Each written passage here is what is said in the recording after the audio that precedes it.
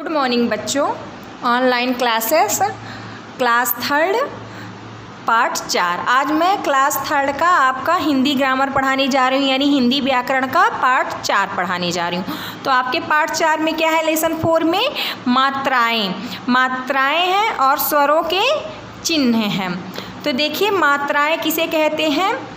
शब्द में जब हम किसी व्यंजन के बाद स्वर का प्रयोग करते हैं तो उसका रूप क्या होता है? बदल जाता है। तो स्वर का यह बदला रूप ही हमारा क्या कहलाता है? मात्रा कहलाता है। देखिए, जब किसी व्यंजन के साथ जैसे का लिखा हुआ है तो का के जगह का में जब हम कोई स्वर जोड़ देंगे, जैसे ई जोड़ देंगे, हम छोटी ई जोड़ेंगे तो क्या हो जाएगा? की हो जाएगा। तो स्वर, तो यही इसमें क्या बताया कि शब्द में जब हम किसी व्यंजन के बाद किसका प्रयोग करते हैं? स्वर का प्रयोग करते हैं तो उसका रूप बदल जाता है। तो स्वर का यही बदला रूप क्या कहलाता है? हमारा मात्रा कहलाता है। देखिए, हमने इसमें मात्राओं का प्रयोग किया है।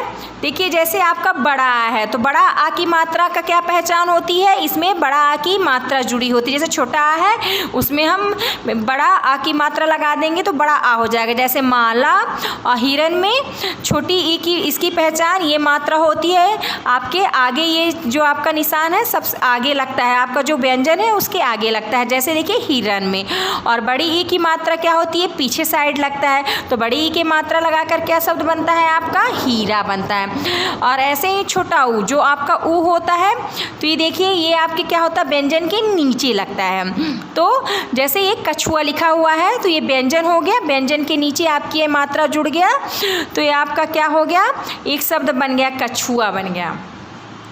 ऐसे आपके चूहा में बड़ा ऊ की मात्रा देखिए ये भी नीचे ही लगता है। ये बड़ा ऊ की मात्रा देखिए, बड़ा ऊ की मात्रा लगा के हमने ये बर्ड बनाया है। कौन सा बर्ड है? ये आपका चूहा है। उसी तरह री का मात्रा कैसे लगता है? नीचे लगता है व्यंजन के, तो ये कृषक बन गया। और ए से ए की मात्रा क्या होती है? आपके सिरोरेखा के ऊपर लगती है। तो देखिए, एक की मात्रा लगा के हमने कौन सा शब्द बनाया? आपका शेर बनाया है। और ए की मात्रा भी आपकी सिरोरेखा के ऊपर लगती है तो जैसे बैल हो गया। उसी तरह ओ की मात्रा, तो ओ की मात्रा से क्या हम बनाए? मोर बनाए। और बड़ा औ की मात्रा से कौवा, हंस जो होता है ये भी ऊपर सिरोरेखा के ऊपर होता है। तो इस तरह ये हंस हो गया। और ऊंट आपका ये चंद्रबिंदी, इससे आपका ऊंट बन गया। देखिए, इसमें हमें क्या याद रखना है कि आ की कोई मात्रा नहीं होती है। यह व्यंजनों के साथ मिलकर उसे संपूर्ण स्वरूप प्रदान करता है। जो हमारा आ होता है उसकी कोई मात्रा नहीं होती है, वो हमारे जब व्यंजन के साथ जुड़ जाता है तो वो पूरा हो जाता है, यानी पूरा शब्द कहलाता है। आहा की मात्रा में ये देखिए, जो दो बिंदी होती है क्या होती है? हमारी आहा की मात्रा होती है। जैसे क्या हो गया? पुनः, प्रातः, अतः, स्वतः आदि, ये सब चीज़ें क्या है? आहा की मात्रा वाले शब्द बनते हैं इनसे। नेक्स्ट पेज आप देखिए।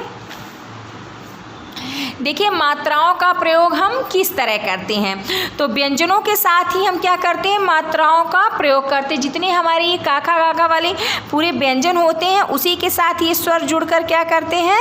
उसको एक अच्छा सार्थक शब्द बनाते हैं। तो ये क्या बताया कि व्यंजनों के साथ ही मात्राओं का प्रयोग होता है।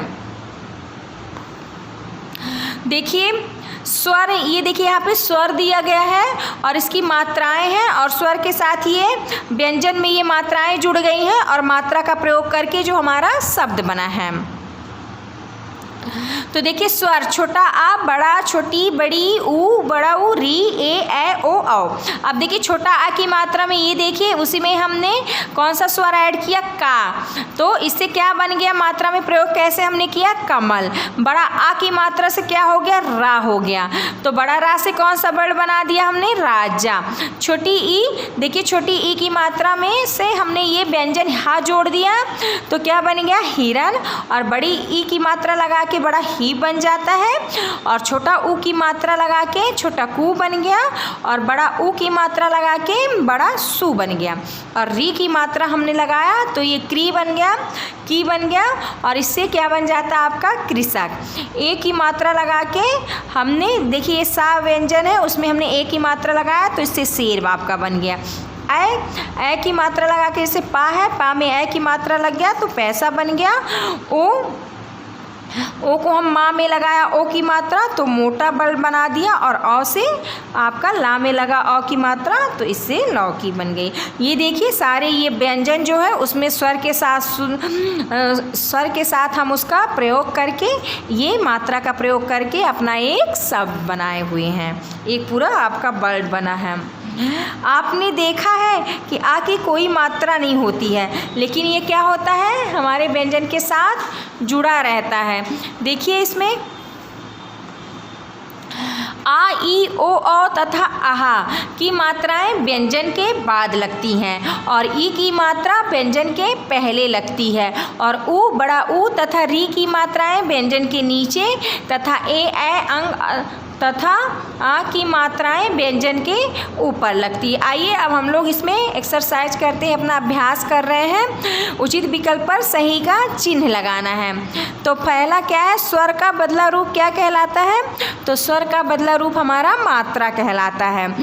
ई की मात्रा व्यंजन पर कहाँ लगी होती है, तो ई की मात्रा व्यंजन के पहले लगी रहती है।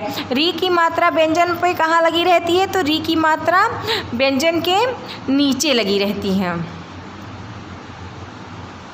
देखिए अनार, ये आपको मौखिक प्रश्न उत्तर देना है। अनार में कौन सी मात्रा लगी रहती है, तो अनार में आपकी आ की मात्रा लगी रहती है।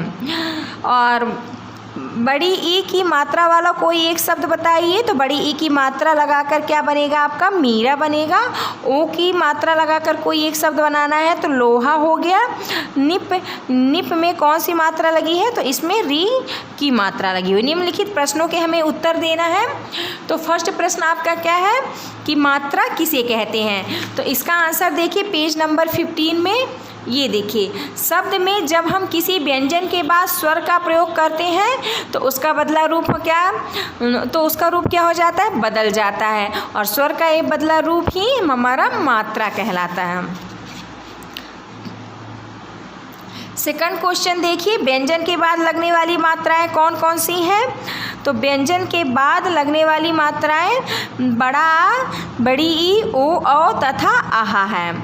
और व्यंजन के नीचे लगने वाली मात्राएं कौन सी हैं, तो व्यंजन के नीचे छोटा ऊ, बड़ा ऊ तथा री की मात्राएं व्यंजन के नीचे लगती हैं। नेक्स्ट पेज देखिए,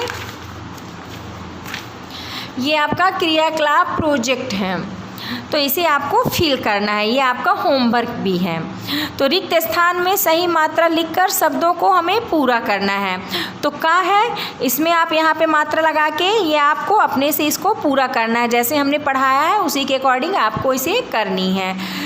तो आपका ये लेसन आज यहीं पे कंप्लीट होता है। नेक्स्ट लेसन, नेक्स्ट पार्ट हम नेक्स्ट डे लेके आएंगे। Thank you.